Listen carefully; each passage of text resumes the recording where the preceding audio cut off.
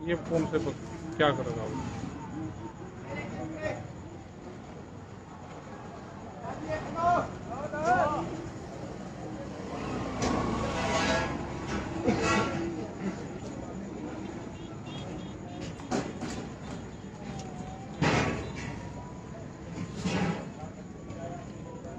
छब्बीस मई किसान आंदोलन के 6 माह और किसानों का लंबा संघर्ष, और जिसके नेतृत्व में संयुक्त मोर्चे के नेतृत्व में जो एक आंदोलन है, Shahjahan border, Ghazipur border, Singhu border, Tikri border, Dhansa border, तमाम जगह किसान आंदोलनरत हैं। और 26 मई को किसानों ने काला दिवस मनाने का निर्णय लिया है और उसमें आह्वान किया गया है कि सभी लोग जो किसान हैं या किसान से किसी तरह से जुड़े हैं, सब अपने घरों पर गाड़ी, मोटरसाइकिल, घर, तमाम जगह पर काले झंडे लगाकर अपना विरोध प्रदर्शन करेंगे। साथ साथ में अपने गांव में इकट्ठा होंगे, गांव के चौराहे पे, और सरकार का पुतला दहन करेंगे। इस तरह का फैसला संयुक्त मोर्चा की बैठक में लिया गया है, जिसमें टिकैत साहब भी शामिल थे। आज इसी पर जो है टिकैत साहब देश के किसानों और किसानों के संपर्क में रहने वाले जो भी लोग हैं, जो अन्न का उपयोग करते हैं, उनको आह्वान करने वाले हैं राकेश टिकैत जी। तो 26 मई काला दिवस, किस तरह से ये काला दिवस मनाया जाएगा, क्या मैसेज देना चाहते हैं सरकार को, उस पर आपकी किसानों से या जो भी किसानों से जुड़े हैं उनसे, आप देश के नागरिकों से क्या अपील करना चाहते हैं? उनसे ये है कि 26 तारीख को पूरा 6 महीने हो जाएंगे और सरकार को 7 साल हो जाएंगे। 26 तारीख को ही सरकार बात नहीं मान रही है। 6 महीने आंदोलन को चलते हुए हो गए। दिल्ली को बहुत बॉर्डरों से घेर कर रखा है। सरकार नहीं बात मानेगी तो ये निर्णय संयुक्त मोर्चे ने लिया कि ब्लैक डे मनाएंगे। 26 तारीख का काला दिवस मनाएंगे। काले झंडे अपने घरों पर लगाएंगे, अपनी गाड़ियों पर लगाएंगे, अपने ट्रैक्टर पर लगाएंगे, और 10-11 बजे के आसपास सुबह किसी भी टाइम जिसको टाइम मिले वो अपने गांव में, अपने चौराहे पे, अपने शहर में कहीं पे भी सरकार का पुतला दहन करेगा। ये निर्णय वहां पे लिया गया है क्योंकि सरकार बात नहीं मान रही। कोरोना काल है, बड़ा प्रोग्राम दूसरा नहीं कर रहे, इसलिए ये है कि 26 तारीख को 6 महीने हो जाएंगे तो काला दिवस मनाया जाएगा। तो ये किसानों के गुस्से का इजहार है कि जिस तरह से सरकार बात नहीं मान रही। पहला आप कहते थे कि सरकार मिल नहीं रही, और अब तो सरकार बोल भी नहीं रही। मिलने के साथ साथ सरकार कहीं बोल देती थी, मिल भी नहीं रही। तो इस तरह के सांकेतिक विरोध से आप मानते हैं कि सरकार पर दबाव बनेगा? हाँ, तो बिल्कुल दबाव बनेगा। ये जाएगा, आम लोगों को पता चलेगा, तो ये बिल्कुल दबाव बनेगा। एक आंदोलन करने का ये भी एक तरीका है। तो अलग अलग तरीके इस आंदोलन में अपनाए जा रहे। तो ब्लैक डे का भी एक आंदोलन का तरीका है और उस आंदोलन के तरीके को हम अख्तियार करेंगे, सरकारों तक अपनी बात पहुंचाने का काम करेंगे। आप हमेशा बहुत सशक्त अपील करते हैं, तो इस बारे में भी आपने किसानों से क्या अपील की है? किस तरह से लोगों को संदेश भेजा है? क्या तरीका किसान संगठन अपना रहे हैं? वर्चुअल मीटिंग भी कर रहे हैं, आपस में व्हाट्सएप ग्रुप पे बहुत लिटरेचर भी भेजा जा रहा, तमाम पोस्टर भी भेजे जा रहे। तो अब किसानों से किस तरह की अपील है और आगे आंदोलन को किस तरफ ले जाना चाहते हैं आप लोग? आंदोलन शांतिपूर्ण तरीके से रहेगा, चलता रहेगा। आंदोलन लंबा चलेगा तो किसान उसकी तैयारी जरूर करे। अपने खेत पे जैसे ध्यान देता है उसी तरह का ध्यान अपने आंदोलन पर दे। जो पोस्टर भेजे जा रहे हैं उनको पढ़े, जो गाइडलाइंस है उसको पढ़े, और शांतिपूर्ण तरीके से जो जहां पे है वहीं पे प्रदर्शन करें। वो इसका हिस्सा बने आंदोलन का, और जब ही सरकारों तक ये मैसेज जाएगा। कोरोना का कोहराम, किसानों को सरकारें और मीडिया मिलकर कर रही हैं बदनाम। एक सूची जारी की है हरियाणा सरकार ने कि देखिए, किसान आंदोलन से आते हैं और गांव-गांव में कोरोना फैला रहे हैं, जबकि सच्चाई ये है कि कोरोना के केस आज तक किसी बॉर्डर पे आधिकारिक रिकॉर्ड में नहीं मिले हैं। अगर किसी किसान को हार्ट अटैक भी आता है, उसको हॉस्पिटल ले जाया जाता है तो जबरदस्ती उसको कोरोना का मरीज साबित करने का प्रयास किया जाता है। ऐसी घटना 2 दिन पहले भी सोनीपत के हॉस्पिटल में हुई है। जिनको कोरोना बताते हैं उनका पोस्टमार्टम देश में होता नहीं है, उनका पोस्टमार्टम भी हुआ, फिर भी मीडिया उनको कोरोना बता रही है। तो ये सरकार के साथ मिलकर जो है एक बड़ा अभियान किसान आंदोलन को बदनाम करने का है। टिकैत साहब, आप इससे कैसे निपटेंगे?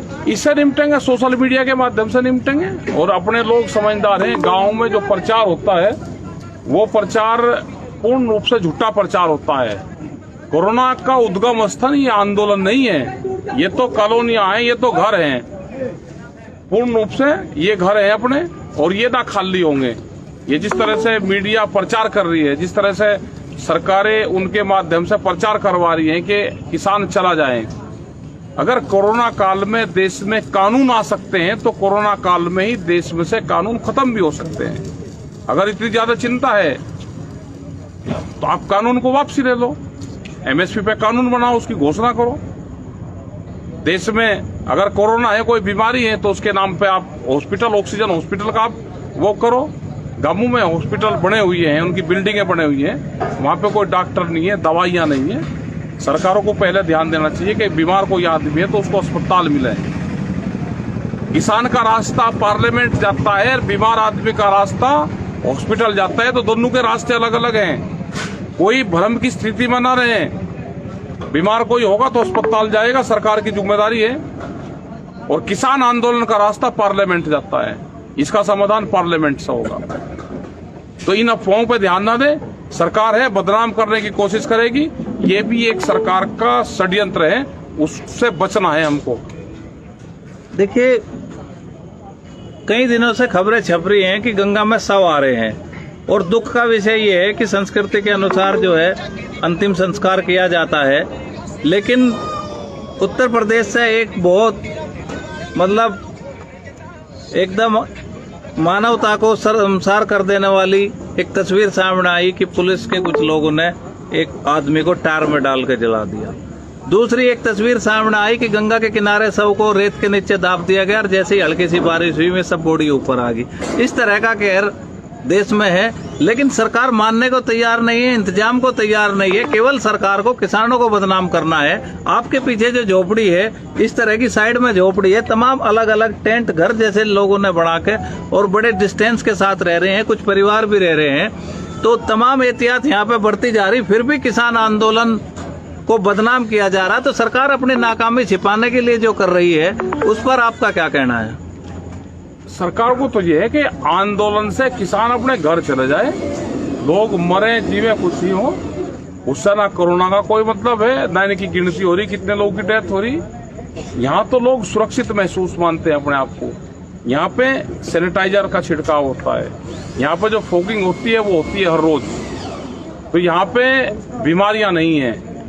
बीमारी तो गांव में होगी, शहर में होगी, कॉलोनी में होगी, उसका इलाज करें, हॉस्पिटलों को बनाएं। हॉस्पिटलों में ऑक्सीजन नहीं है, ऑक्सीजन का इंतजाम करें। पूरे देश में हाहाकार मचा हुआ है, हम अपना शांति से यहाँ बैठे, हमको डिस्टर्ब करने की कोशिश न करें। जब सरकार बातचीत करना चाहेगी, हम जब सरकार से बात कर लेंगे। अभी अपने हॉस्पिटलों पर ध्यान दे सरकार। जिस कॉरपोरेट के खिलाफ आपकी लड़ाई है, इस कोरोना काल में देखने को उसका एक रूप और मिला है कि सरकारें लंबे समय से, किसी की भी सरकार रही हो, स्वास्थ्य, ग्रामीण चिकित्सा और शिक्षा पे बजट खत्म करती रही, उसको घटाती रही, जिससे सरकारी अस्पताल और स्कूल बंद होने के कगार पर आ गए। आज भी वही स्थिति है, लेकिन वर्तमान में ये तमाम शिकायतें आ रही हैं कि प्राइवेट जो निजी अस्पताल हैं, उनको लूट की छूट मिली हुई है। 5 लाख रुपए एडवांस में जमा कराते हैं। कोरोना का इलाज अगर होता है तो वो 10 लाख रुपए से लेकर 50 लाख रुपए तक दिल्ली एनसीआर में होता है। तमाम उपकरण छोटे जो शहरों में है, उसी इलाज के वो 5 से 10 लाख रुपए लेते हैं। सरकारी सिस्टम ध्वस्त हो चुका है, लेकिन सरकार अभी उसको मान नहीं रही है। सरकार ने एक पैकेज बनाया है कि 50,000 करोड़ रुपए का लोन सस्ती रियायती दरों पे निजी अस्पतालों को देंगे। अगर यही काम सरकारी अस्पतालों के लिए किया जाता तो इसका क्या लाभ होता, और जिस तरह से निजीकरण को बढ़ावा दिया जा रहा है तो इसके इफेक्ट आप देख चुके हैं। तो इस पर आपकी क्या राय है? सरकारी हॉस्पिटलों को ये फंड देते, वहाँ पे जो बिल्डिंग बनी हुई है उसमें डॉक्टर को बैठाते, वहाँ पर दवाई देते, तो ये देश बचता, गरीब आदमी अपना इलाज करवा लेता। आज सारा प्राइवेटाइजेशन हो रहा है। प्राइवेट हॉस्पिटलों में लूट के सिवा कुछ नहीं है। डॉक्टर बच के जाते हैं, लेकिन उनको पैसा चाहिए। पूरी जनता से जो पैसा है कोरोना के नाम पे वो खाली करवा लिया। एक बड़ा षड्यंत्र है। सरकारी हॉस्पिटल, हमारे सरकारी डॉक्टर, उसके इंतजाम करना चाहिए था। उतना फंड उन पर हम लगाते तो उससे ज्यादा फायदा हो जाता। और बहुत जगह जहां प्रेशर देके काम करवाए हैं, वहां पे काम चल रहे हैं। 8-8, 9-9, 10-10 सिलेंडर एक का गांव में अगर दे दिए तो उससे बहुत लोगों की जान बची।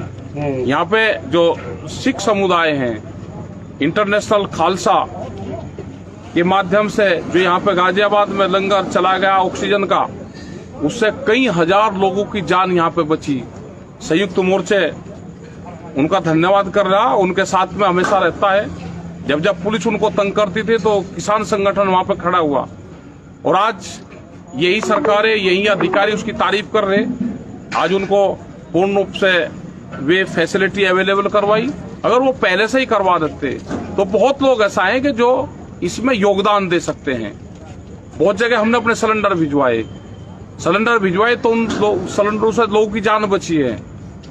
तो ऑक्सीजन पर हमको काम करना चाहिए, दवाइयों पर हमको काम करना चाहिए। और जो रूरल पे जो हॉस्पिटलों की बिल्डिंग पड़ी है उनको ठीक करके वहां पे हमको काम करना चाहिए। आपदा के समय चाहे कोई सरकार हो, अगर हमारे आसपास या कहीं भी दुनिया में कोई आपदा आती है तो सरकारें एक दूसरे की मदद करती हैं। लेकिन हिंदुस्तान में बहुत सारी तस्वीरें और खबरें इस तरह की आ रही कि मदद करने वालों पर ही मुकदमा लिखा जा रहा, चाहे वो सिविल सोसाइटी हो या किसी राजनीतिक दल के लोग हो। उनसे क्राइम ब्रांच पूछताछ करती है, उनकी एम्बुलेंस बंद कर दी जाती है और तमाम ऐसी दिक्कतें पैदा की जाती है। उन पर ऑक्सीजन स्टोरेज के मुकदमे लगते हैं। तो इस पर सरकार की क्या मंशा है? सरकार की मंशा ये है कि लोगों को मरने दो।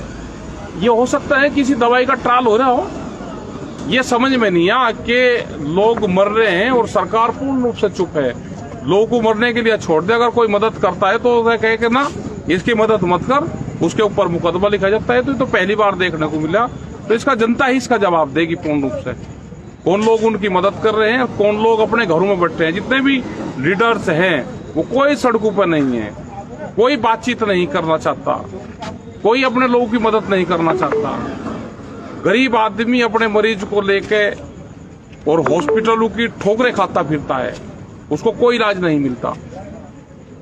तो यह है कि सरकारों को शर्म आनी चाहिए और भारत सरकार को इस्तीफा देना चाहिए। धन्यवाद।